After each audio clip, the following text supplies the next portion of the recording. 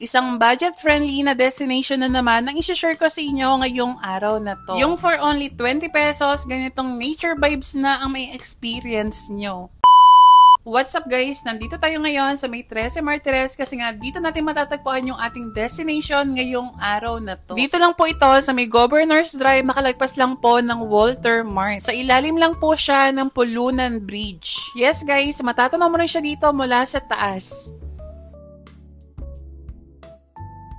Actually, pwede kayong gumamit ng Waze or Google Maps para mas madali pong malocate itong lugar na to. And yes, dito nga po siya sa ilalim ng tulay matatagpuan, but don't worry, meron naman pong hagdanan pababa. At wag din po kayong mag-alala kasi meron naman pong hawakan or handle po itong hagdanan. Dito po sa baba, meron kayong makikita na ilang bahayan or parang isang maliit na community. Sila lang din po yung nagmamanage po ng ilog saka ng mga cottages dito. At sa kanila rin po pala magbabayad po ng entrance fee na 20 pesos.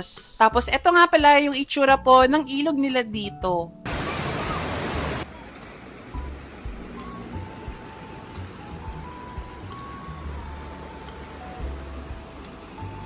Pagdating naman po sa rate ng cottage nila, 350 pesos po, good for 10 packs na po yun. At kung sakali naman po na mag-aabil kayo ng cottage nila, libre na po yung 10 packs na yun. Pero optional lang naman po ang pag-abil po ng cottage nila. Kung ayaw nyo naman po, okay lang din naman po. Pero kung marami naman kayo, much better na kumuha na kayo ng cottage for your convenience. Napansin ko sa lugar na to, maaliwala siya kasi nga po napalilikiran po ng malalaking puno.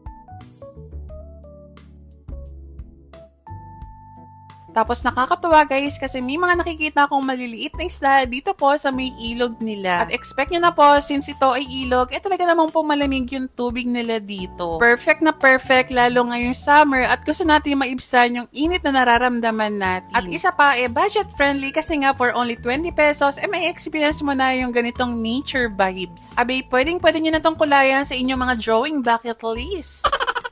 Pero take note guys, since ito ay budget friendly, at the same time for public, so don't expect too much po dito po sa lugar. Kung kayo ay may mga budget naman at gusto nyo ng magandang lugar, ito na lang siguro po kayo sa far away.